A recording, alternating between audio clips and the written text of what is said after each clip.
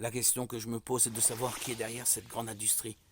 N'est-ce pas malgré les grands occultistes qui sont constamment impliqués dans la production et la propagation de la musique pop, si ce n'était pas pour le désir des chanteurs d'être quelqu'un d'autre que ce qu'ils sont, cette industrie n'aurait pas survécu à sa première décennie.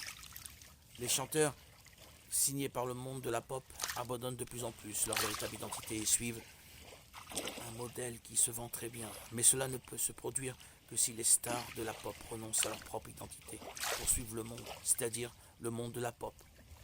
Vous vous souvenez d'un homme dans la Bible appelé Samson. Il était un homme consacré à Dieu dès sa naissance et il avait un pacte avec Dieu qui était de ne pas se couper les cheveux.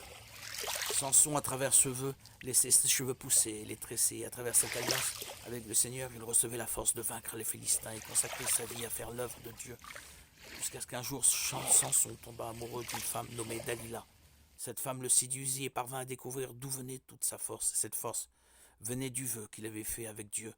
Alors elle a eu un plan, et ce plan était de couper les cheveux de Samson et de le livrer aux armées des Philistins, en échange de pièces d'argent. Après plusieurs tentatives, Dalila réussit enfin à exécuter son plan. Une nuit, elle réussit à obtenir de l'aide pour couper les cheveux de Samson et le livra aux Philistins et obtint enfin ses pièces d'argent. Et si vous regardez cette histoire, vous verrez la vie de quelqu'un qui a négocié son identité d'homme de Dieu. Samson a négocié son vœu de naziréen pour les passions de la chair. Il a négocié sa véritable identité pour faire ce que Dalila voulait vraiment. Et remarquez que je fais un parallèle entre la vie de Samson et la vie de tant de chanteurs du segment pop. Je compare également Dalila à l'industrie de la musique pop. Tout comme Dalila avait une bonne apparence, séduisait et excitait les neurones de Samson.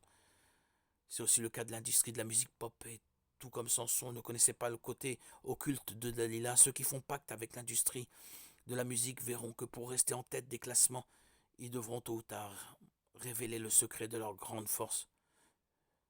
Ce que je veux dire, c'est que pour renaître sur le marché pop, ces chanteurs devront renoncer à leur trésor précieux, c'est-à-dire à leur propre personnalité.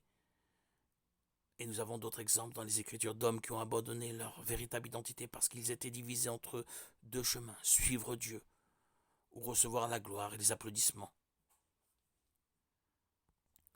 La grande vérité est qu'il ne vaut pas la peine de gagner le monde entier et de perdre son âme pour le diable. Il ne vaut pas la peine de conquérir la gloire et les applaudissements en échange de vendre son âme à l'ennemi.